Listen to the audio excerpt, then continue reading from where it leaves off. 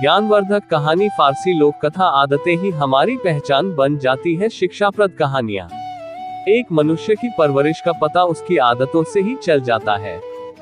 धन दौलत से आप सुख सुविधाएं खरीद सकते हो, लोगों में मान सम्मान नहीं।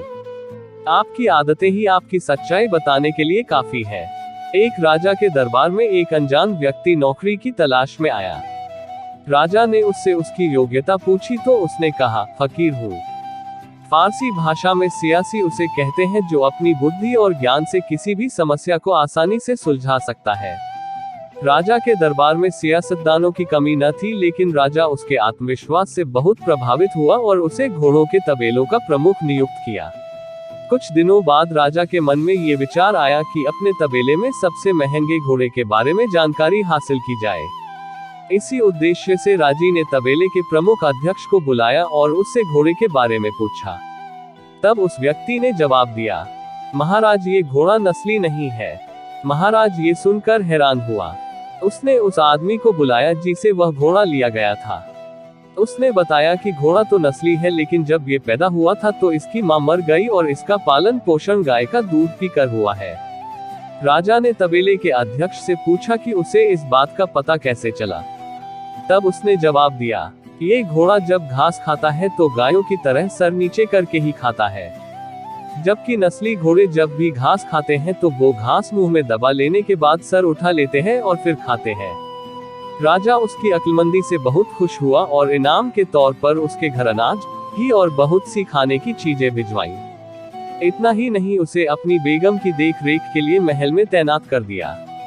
फिर एक दिन राजा को उस व्यक्ति की याद आई और उसने उसे बुलाकर अपनी बेगम के बारे में पूछा। तब उस व्यक्ति ने बताया, रहन सहन तो मल्लिका जैसा है, लेकिन शहजादी नहीं है।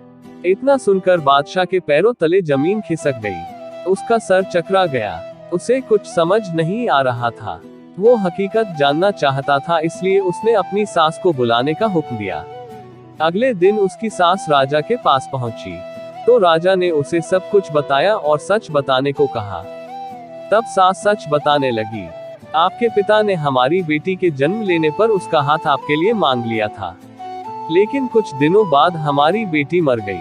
आपकी राजा से करीबी रिश्ते कायम रखने के लिए हमने किसी और की बेटी को गोद ले लिया और उसका निकाह आपसे करवा दिया। हकीकत जानने के बाद बादशाह ने उस व्यक्ति से पूछा कि तुमको इस बात का इल्म कैसे हुआ कि वो शहजादी नहीं है। उस व्यक्ति ने कहा, राजा आपकी रानी का नौकरों के साथ सलूक जाहिलों से भी बदतर है। कोई खानदानी आदमी इस तरह का बर्ताव नहीं करता। राजा फिर बहुत खुश हुआ और उसे इनाम के तौर पर खूब सारा अनाज और भेड़ बकरियां भेजी। इसके साथ ही उसे अपना दरबारी बना लिया। कुछ दिन फिर बीते तो राजा ने सोचा, मैं इस आदमी से सब के बारे में पूछता हूँ, क्यों ना आज अपने बारे में ही पूछा जाए। जब बादशाह ने अपने बारे में पूछा तो उस व्यक्ति ने कहा, अगर आप मेरी जान बख्शे तो ही मैं बता पाऊंगा। राजा ने उस व्यक्ति से वादा किया कि उसको कुछ नहीं कहा जाएगा। तब उसने बताया कि न आप राजकुमार हो, न आपका चाल चलन राजों वाला है। इतना सुनते ही राजा को बहुत गुस्सा आया, लेकिन उसने वादा किया था कि उसे कुछ नहीं कहा जाएगा।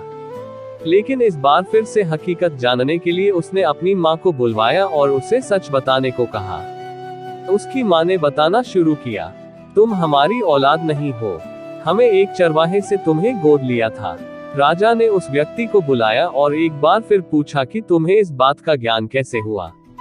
तब उस व्यक्ति ने बताया, जब भी कोई राजा किसी को इनाम देता तो इनाम में हीरे जवाहरात जैसी चीजें देता है, लेकिन आप खाने का सामान और भेड़ बकरियां देते हैं। ये सलूक किसी राजा का नहीं बल्कि चरवाहे के बेटे का ही हो सकता है। इस ज्ञानवर्धक कहानी की तरह ही इंसान के पास कितनी ही धन दौलत क्यों न हो, उसकी कितनी ही शान और शौकत क्यों न हो, इंसान की हरकतें और उसकी आदतें उसकी असलियत बावन कर ही देती है।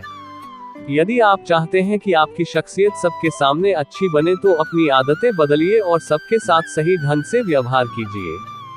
ज्ञानवर्धक कहानी आपको कैसी लगी, हमें अपने विचार कमेंट बॉक्स के जरिए जरूर बताएं। इसे अवश्य शेयर करें।